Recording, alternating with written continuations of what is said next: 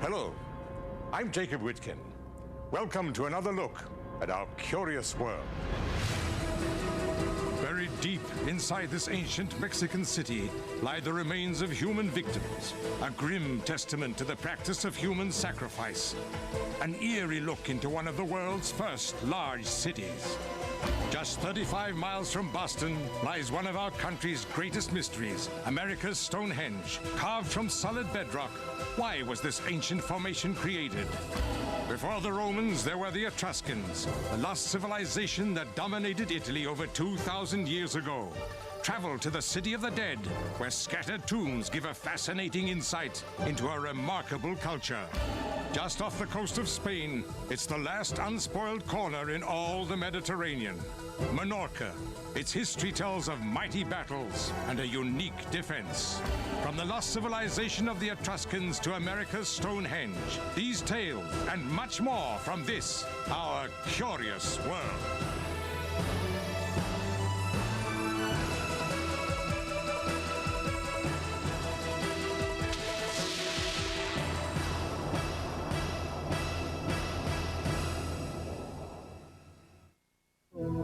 Hundreds of years after it was abandoned, Mexican people named Teotihuacan the city of the gods, for its citizens were governed by deep religious convictions and controversial rituals. Historians believe that the way of life centered around the natural cycles and seasons of sowing, reaping, and rainfall. And all of these things are reflected in the way the city itself was laid out. At the height of its power, this ancient city was home to some 200,000 people. It was larger than imperial Rome. The people who lived here built towering pyramids, worshipped all-powerful gods, and built secret tunnels where their priests performed human sacrifice. Then, after flourishing here for over 600 years, they simply vanished.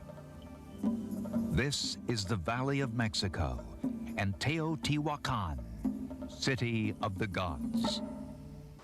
The world's largest city, Mexico City. Yet it isn't the first powerful city to dominate this region. Just 30 miles northeast of here, we discovered the ruins of another great city. It is the ancient city of Teotihuacan. It's the first large city, the hugest concentration of human beings in an urban environment. While Teotihuacan spans over 9 square miles, it is the core of the city, with its palaces and temples, sculptures and monuments, which generates the most curiosity. Among the most impressive structures is the Pyramid of the Sun. Some believe it may have taken up to 10,000 men over 10 years to build. Nearby, we discover the Pyramid of the Moon. Researchers believe this pyramid was once topped by an enormous statue weighing more than 20 tons. The unique story of Teotihuacan, why it was built, how it rose to power, and what led to its abandonment, begins over 2,000 years ago with a society of people, their origins unknown. Around 100 BC, a volcano devastated the area south of Teotihuacan. Did the survivors of this natural disaster migrate north to more fertile ground, to the valley of Teotihuacan? Around the same year, a diligent and industrious people began to build here. They continued to build for the next 700 years. Many archaeologists believe that powerful priests controlled the city. They could have both organized and inspired citizens to accomplish such tremendous archaeological feats. Over the past century, researchers have uncovered human remains here. They may have been sacrificial victims. Linda Manzanilla's own work focuses on ceremony and ritual. In 1987, we started a project to study a system of tunnels going underneath the northern part of the city. Manzanilla hypothesized that the powerful priests of Teotihuacan used these tunnels to perform rites dedicated to the rain god, Tlaloc. This is the third cave we have excavated in the eastern sector of the Pyramid of the Sun. We have found 7 babies buried underneath the hole in the ceiling of the cave as part of a rain god cult. We know that newborn babies were sacrificed to Tlaloc. Their tears were considered offerings to the rain god. We also found 3 seated burials towards this pillar, and they were very well preserved, except this last one. You may see the spine of the last adult buried here. They were sitting, looking towards the south, and we believe they were guardians of something that may be buried underneath this pillar. In the shadow of the Pyramid of the Moon, an international team of archaeologists is trying to learn more about everyday life in Teotihuacan. At the very beginning, let's say until 300 AD, Teotihuacan was mainly a ceremonial center. It was not a city yet. And then between 300 and 600 AD, it grew enormously till 22 square kilometers. During this golden age, Teotihuacan flourished as a center of trade and manufacturing. Over 400 workshops kept the economy churning. Even today, workshops like this one outside the city center create thousands of obsidian statues sold to tourists every year. As the local economy boomed during Teotihuacan's golden era, the city stretched its borders. To investigate, we travel less than a mile from the city center to Tequitla, a typical residential compound. At first glance, it is remarkable in its urban efficiency. Yet even in these modest surroundings, splendid murals drawn from lime and fine quartz powder drape the walls. Livy Gracioso is studying the connection between Guatemala and Teotihuacan. Almost at the end of our diggings, we found what is a very important finding. It's a pegged cross. Pegged crosses are found from Arizona in the States all the way down to Huachactun in Guatemala. A pegged cross is named for the tiny holes pecked into its foundation. Its very presence at a Teotihuacan site suggests a certain level of contact and trade with other cultures. Many hope that these projects will provide crucial evidence to help unravel the single greatest mystery of Teotihuacan, the mystery of its sudden decline. Around 750 AD, the people of Teotihuacan vanished. One theory points to a cataclysm as the cause of the city's demise. A food shortage, perhaps, or a fire. Did the Teotihuacanos dismantle or even destroy their own city? Was some sort of internal conflict to blame? Perhaps disputes among rival religious leaders? Perhaps the most intriguing new theory is advanced by Linda Manzanilla. 200,000 people for a pre-industrial level of organization is too much. So there were also internal conflicts going on. The main part, I think, was the ecological impact of the city in its environment. So they really did a deforestation of the area. So hard that the main water level came down. And so, as we piece together the clues to Teotihuacan's demise, as we probe beneath the surface, we uncover curious parallels between this ancient city and our own modern cities. Few cities in the world have been considered worthy of being inhabited by gods, but Teotihuacan is such a place. About a 45-minute drive from Mexico City, this ancient metropolis is the most visited of Mexico's architectural sites. Visitors should be prepared for a lot of high-altitude walking and climbing, especially when touring the Pyramid of the Sun, which is the 3rd largest pyramid in the world. Coming up, it's the second largest of Spain's Balearic Islands and home to an ancient culture with controversial practices, the island of Menorca. But next, these ancient sites are known as America's Stonehenge, but their origins remain shrouded in mystery when Curious World continues.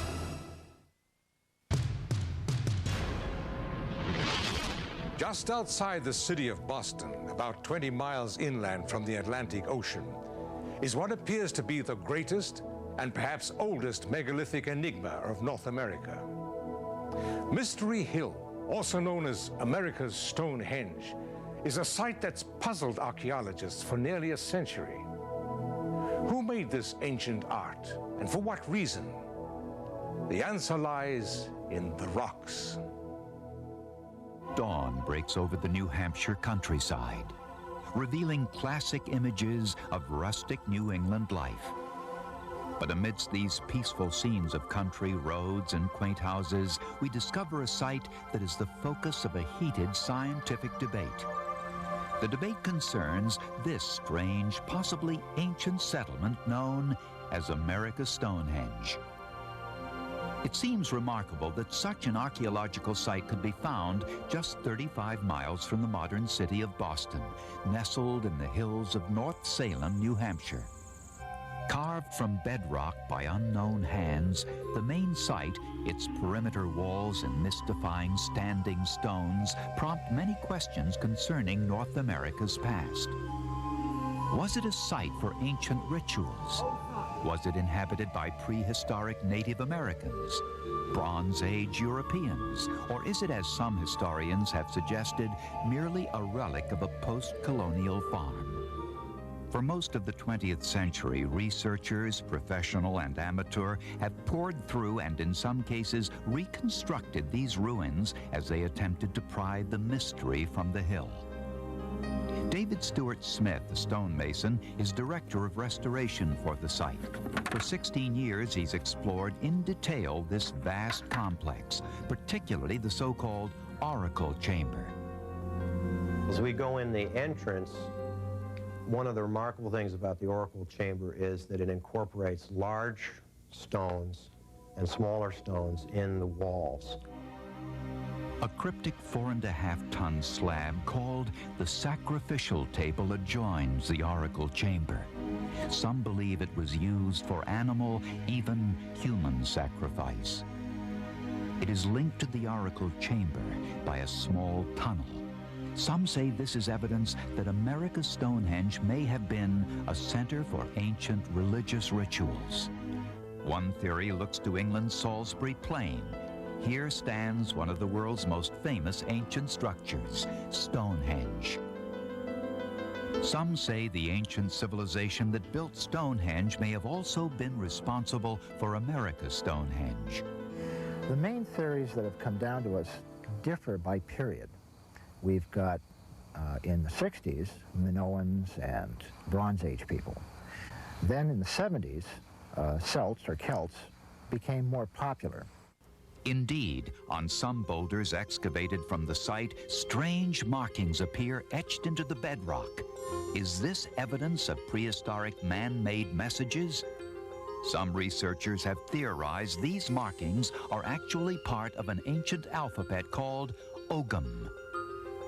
If any metal-based culture had arrived in the New World, they would have been absolutely stock-raving crazy to start hewing and quarrying stone with percussion techniques, with Neolithic techniques where they already had metal. Long before the Pilgrims set foot on American shores, the land of New England belonged to the native peoples. They spent their days hunting and trapping animals, tending to their crops in the fields, and fishing in the lakes and streams which snaked their way through the region. Could these Native Americans have built America's Stonehenge? The main evidence for the American Indian theory is that a significant number of stones on the site are flaked with percussion technique. That's using a stone implement to hit the side of the rock and creating an initial conchoidal, sort of a disc-shaped fracture in the stonework. Perhaps the most compelling argument for the Native American connection comes from the standing stones themselves. Many New World Native American peoples worship the heavens. And at America's Stonehenge, we discover a series of monoliths and stone walls linked to the heavens. Are these astronomically aligned boulders further evidence of Native American master builders? Not all experts believe that Native Americans were responsible for these alignments. Yet most agree the boulders do appear to conform to an astronomical pattern. Many of these boulders have an astronomical significance. This particular boulder lines up with the Equinox sunset. If America's Stonehenge is indeed a Native American site, how is it connected, if at all, to other ancient American sites? Charles Bolian doesn't think it is. A professor of anthropology at the University of New Hampshire, he is a specialist in New England prehistory. Native Americans in Middle Woodland times did not, to the best of my knowledge, build with stone. They probably lived in things like wigwams, like the Native Americans had when the Europeans arrived. David Stewart Smith differs. And it just simply is not true. There are tremendous amounts of stone monuments built by Native Americans throughout the Western Hemisphere. And basically all they got to do is go down to Yucatan and take a look around. Will technology one day end the controversy? Are there still clues waiting to be discovered? Jeffrey Reed and Alan Bowers of Geophysical Survey Systems looked beneath the surface soil with state-of-the-art ground-penetrating radar. Their goal? To see if they can detect any buried structures which may shed additional light on the settlement at America's Stonehenge. You're looking for any changes in electrical properties beneath the soil. Different electrical properties than. What lies beneath the surface? Is it indeed another stone chamber? If so, what influence will it have on the ongoing controversy? These questions await answers. In the meantime, America's Stonehenge continues to intrigue.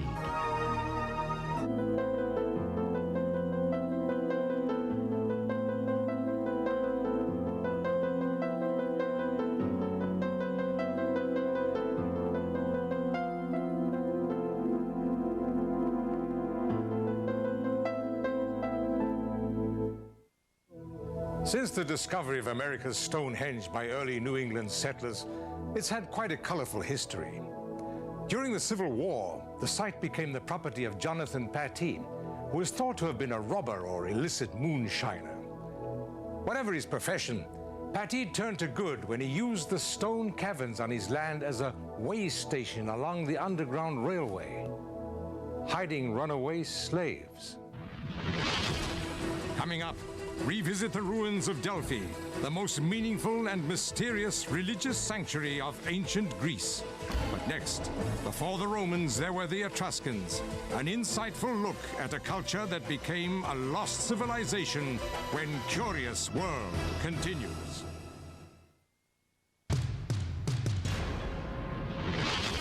Historically, the Etruscans were perhaps the most important pre-Roman Italian civilization to have existed.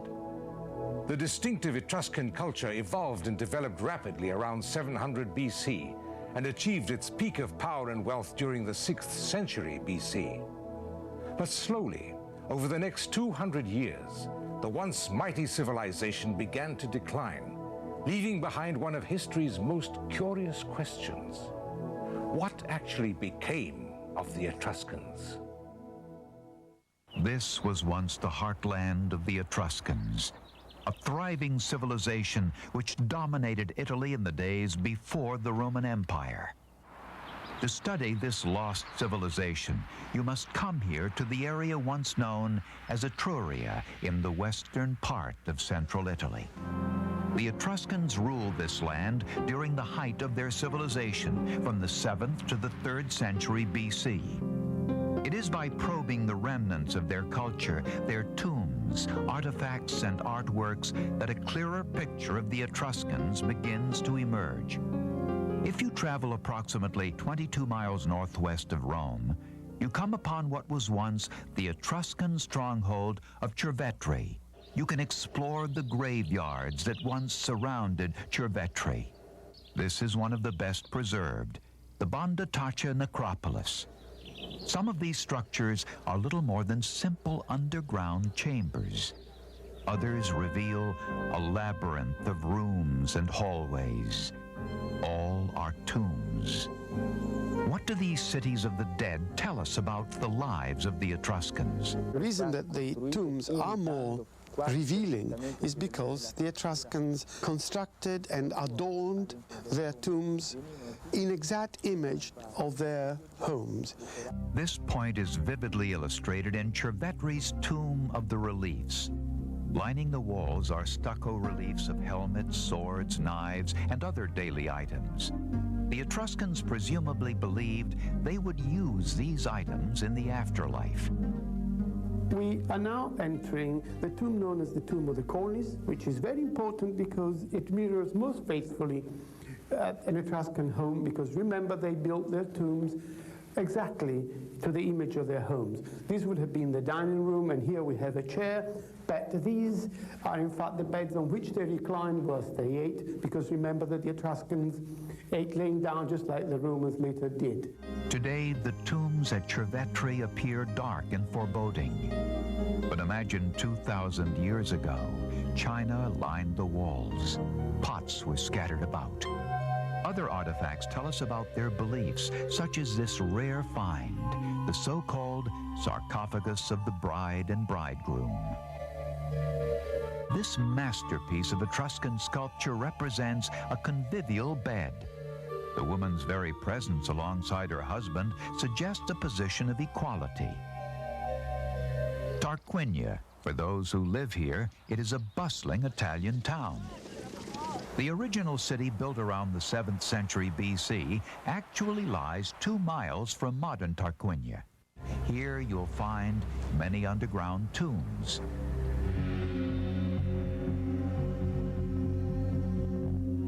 The tombs at Tarquinia contain vibrant frescoes.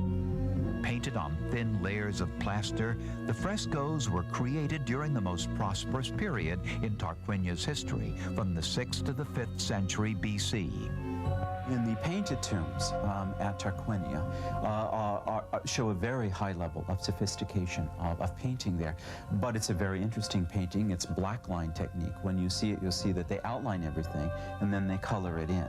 So there's not the development of palette and shading the way we think of painting. Scientists believe the friezes probably reveal scenes from real life. The Tomb of the Jugglers is one of the best preserved. Here, it's believed the character in the middle is the deceased being entertained by musicians, jugglers, and dancers. The Tomb of the Jugglers offers a glimpse of everyday Tarquinian life more than 1,000 years in the past. The Etruscans were obviously wise and learned people. Why did the civilization ultimately disappear? Rome, the eternal city, celebrated for its ancient history and wealth of antiquities. Looking at the majesty of the Colosseum or the Roman Forum, it is hard to believe that over 2,500 years ago, Rome was nothing more than a village of shepherds. Then, it was under the domination of the Etruscans. And they ruled Rome for several hundred years, and the last dynasty of kings in Rome were Etruscans, the Tarquinii. Tarquinia is named for them. But the Etruscan domination was not to last. Infighting between the various kings of the Etruscan city-states weakened their power. So began the slow decline and fall of the Etruscans. By the 3rd century BC, the tables were turned. The mighty Romans ruled the region. And where are the Etruscans today? The Etruscans were never destroyed by the Romans. They were absorbed slowly, in a slow process, into the life of Rome, political, religious. And it was an absolutely painless process of absorption. It may be that in the end, the Etruscans are not as elusive as we think. For while much about their origins are unknown, they left behind countless clues. Their great cities of the dead, their detailed narrative paintings, their instruments of everyday life. These and other clues speak to us of a very human people, determined, even in the face of death, to celebrate their lives. Though their origins remain unknown, the Etruscans brought civilization with them when they came to Rome. Their wealth and power were in part based on their knowledge of ironworking and their exploitation of the abundant iron deposits. They also worked heavily in bronze, and the Etruscans' gold work was among the finest to be found anywhere in the ancient world. Coming up, the ancient Greek ruins of Delphi. Just outside of Athens is a town famous for its beauty and folklore. Take a classical trip to the spirit of Apollo and the Oracle of Delphi at one of history's most mysterious sanctuaries, when Curious World returns.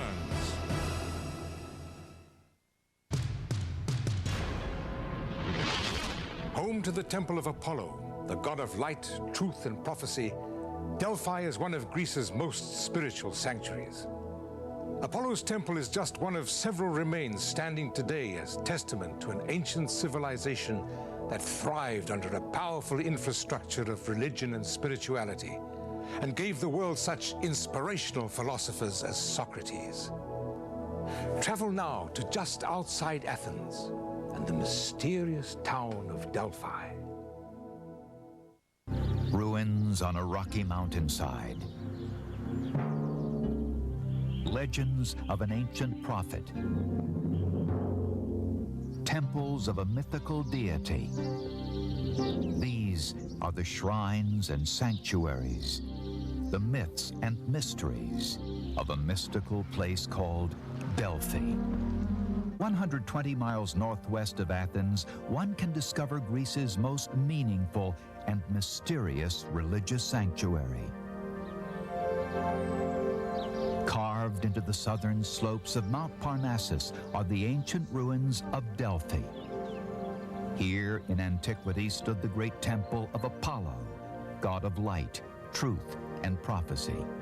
The temple of Apollo was a sanctuary, an oracle chamber where the future was foretold by a priestess. It was said that the priestess, also known as the Pythia, received her insights directly from Apollo. One legend tells us that Zeus determined the center of the world by releasing two eagles, one from the east and one from the west. At the point where they met, he threw a sacred stone, marking the center of the earth. That center was Delphi. Another legend offers a less mythic, if no more plausible, explanation for the origin of Delphi. It is said that 3,500 years ago, a herdsman tending his goats on the mountainside discovered a strange chasm, a fissure emitting vapors. The fumes sent the goats into wild spasms. When these same mysterious vapors overcame the herdsman, he too fell into a trance and was then able to see and predict the future. Clearly, in ancient times, Apollo and his sanctuary were held in high regard. Apollo was the people's favorite god. His temple was their link between mortal and immortal, between man and Olympian. And they came here for his advice, which they believed was issued through the prophecies of the priestess in Apollo's oracle chamber. This priestess was a virgin known as the Pythia. The famous Delphic oracle owed its reputation to a form of prophecy. Apollo spoke himself through Pythia, his priestess, and originally she was a young virgin from a good Delphic family. But after one of them had been abducted by some Thessalians, the Pythia was chosen among mature women of over 50 years old. On the morning of the prophecy, the Pythia would go to the Castalian spring to purify herself. Then, according to tradition, she entered the oracle chamber and enacted a mysterious ritual which today we can only imagine. Καθαριζότανε, υποβαλόταν στην τελετή του καθαρμού. Two laurel leaves, and seated on the tripod, she inhaled the vapors from the fissure in the ground. In a short time, she fell into ecstasies and pronounced unintelligible words which the priests interpreted in poetry, and the person asking about the advice would take the written answer with them. So revered was the Delphic oracle that even scholars like Socrates sought advice here. And it would have taken someone with the wisdom of a Socrates to interpret the pronouncements. Interpreting the Pythia's advice with its double meaning was not without risk. There are many stories about the people who came here to take advice. One of the most famous is about that king in Asia Minor who, asking the oracle about an expedition he wanted to start, he got the answer that if he crosses the river that separated both kingdoms, one great empire was going to be destroyed. So he thought he would be successful. He crossed the river, but the great empire that was destroyed was his. While the details of the oracle ritual may be forever unknown, rituals of a different sort were enacted at the site, rituals that were well documented. The Temple of Apollo, with its towering pillars and sprawling foundation, dominates the ancient ruins of Delphi, just as the domain of Apollo dominated Greek life. For Apollo was the god of poetry, music, and the arts. Just as his temple forms the heart of Delphi's sacred sanctuary, so the arts and the spirit of competition came to form the heart of the culture of ancient Greece. At the gymnasium, athletes arriving in Delphi prepared themselves for vigorous competition.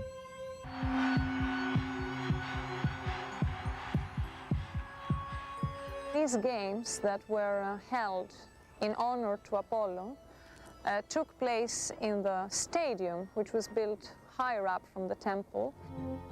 In the Delphi Museum, the elegant statue of the charioteer, which once stood in Delphi, celebrates one man's victory. He wears the long chiton, or gown of the chariot racer. His expression is one of concentration, yet the gentle curve of the mouth, the triumphant gaze of the eyes, all suggest a hard-won victory. The conquering Romans and the onset of Christianity were two important factors contributing to Delphi's eventual downfall. And yet today, 2,000 years later, Delphi's legacy lives on. We may never know if the legend of Pythia had any basis in fact, or whether a priestess did indeed claim the powers of prophecy. And yet many in Greece today believe that the spirit of Apollo and the oracle of Delphi still inspires the Greek way. Although historically known as the site of the oracle, the Delphi ruins were only uncovered as recently as the 1890s. An entire Greek village, which had occupied the area since medieval times, was completely relocated, so that the ancient temples and artwork of Delphi, long buried under tons of earth, could at last be rediscovered. Coming up, sail away to a strange Spanish jewel, the island of Minorca, where art and artifacts suggest such religious practices as human sacrifice. Confusing clues dot the terrain of this curious island, and the evidence found may surprise you when Curious World returns.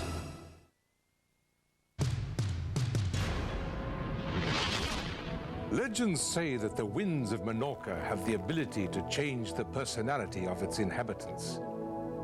Maybe that's the reason why those who visit the Balearic Island almost always return.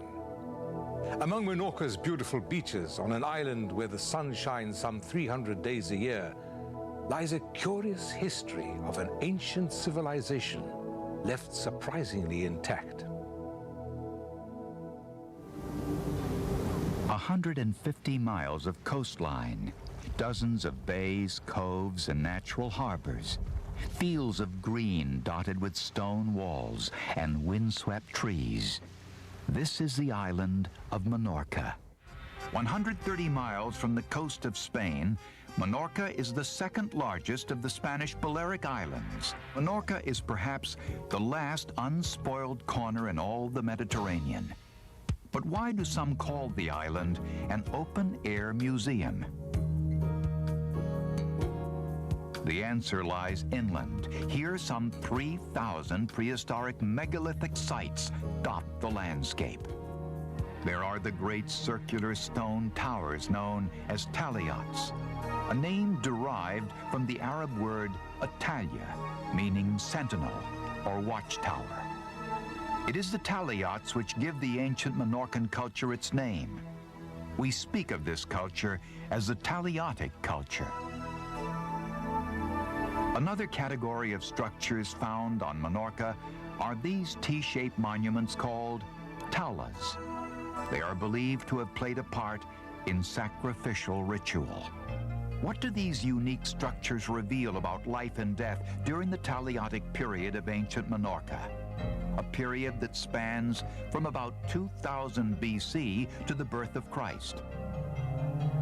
We begin our investigation by exploring the so-called taulas. They consist of an immense flat pillar weighing several tons, with an equally heavy tapered capstone balanced on top. A Menorcan legend says the island was once inhabited by a race of giants. But do the experts have any idea why taulas were built? To probe the secrets of the taulas, we travel to the ancient settlement of Stonehenge. Here we discover various taliotic constructions, including several taulas which have fallen into ruin. Luis Plantalamor is director of the Menorcan Museum and an expert on the taliotic culture of ancient Menorca. Here we are at the second of the taliotic constructions of the Stonehenge settlement, a building we believe served a religious purpose. The building is surrounded by a number of vertical stone pillars that acted as columns and were usually crowned by large horizontal stones that we see lying here on the ground. These capstones may have marked the beginning of a stone roof. This constructive method is found again in the center of the building. The huge capstone is lying on the ground, very much weathered by time, and of the vertical pillar that sustained it, only the lower fragment remains. There is evidence that sacrifices took place in these temples, basically cremations of young animals, usually goats or sheeps. And small ceramic statuettes of goats and sheep have also been found here. What does this knowledge tell us about the nature of the Menorcan religion? The religion here would have had a relation with fertility. Possibly these temples were also dedicated to a deity related to fertility, such as the bull. Stonehenge offers a vivid glimpse into Menorca's ritualistic past. But do these ruins indicate the early Menorcans were a peaceful people concerned mainly with prayer and religion? For thousands of years, they found the island an irresistible destination. Greeks, Romans, Phoenicians, Arabs, Spaniards, the British and French all laid siege to the island at one time or another to trade, loot, massacre, or occupy. How did the Menorcans protect themselves from these onslaughts? We're standing on part of the walls of Soncatlar, the walls that at one time surrounded the whole of the city. And in fact, the particular part that we're standing on, or in fact in this hollow place here, where I'm standing, you can see that parts of the walls were hollow. There was a sort of gallery or tunnel. In this particular point, the roof seems to have caved in.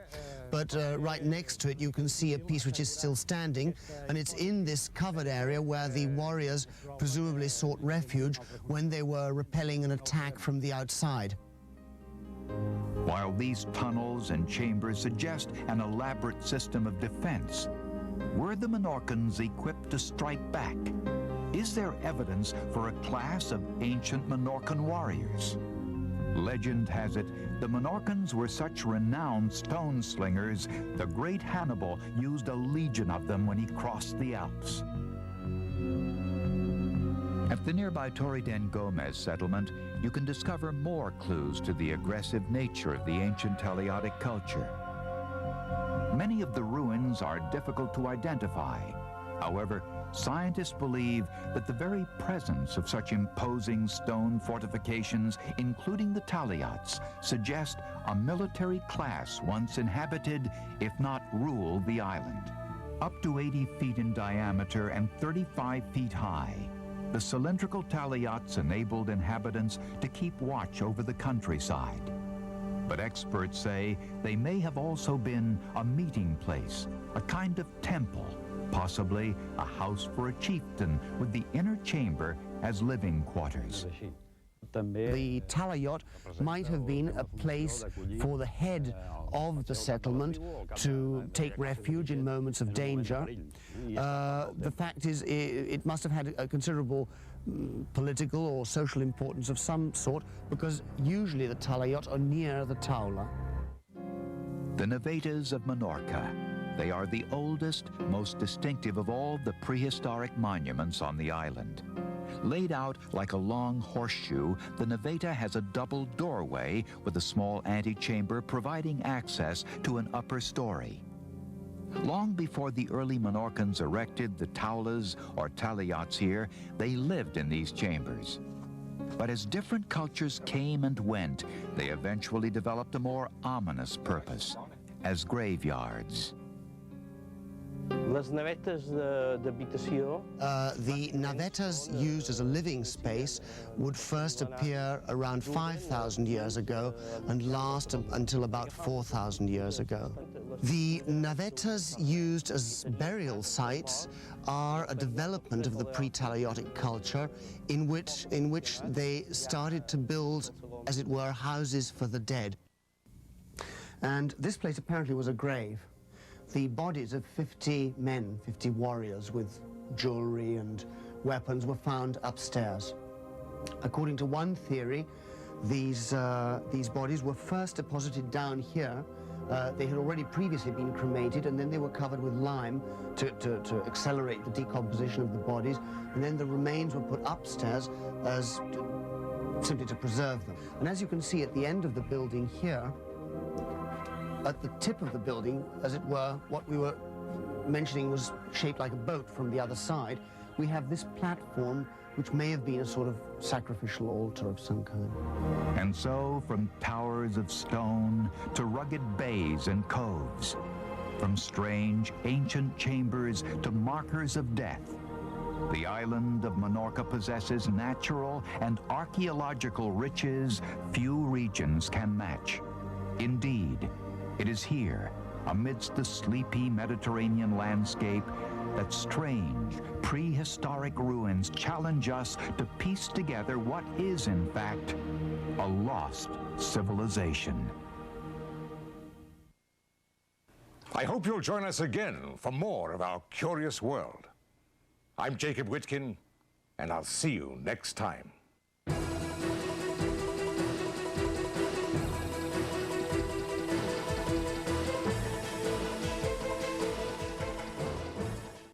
I'm Tracy Gallagher with the Travel Channel. And yes, it's true, diamonds really are a girl's best friend. That's why I'm here at Christie's Auction House, where you can pick up everything from a 70-carat diamond necklace to the ruby slippers from the Wizard of Oz. Or how about another auction where a single bottle of wine could run you a cool $500,000? It's just one of the ways the ultra-rich spend their millions. See it all only on Jet Set Night, Sunday, October 1st at 9 on the Travel Channel. Got anything bigger?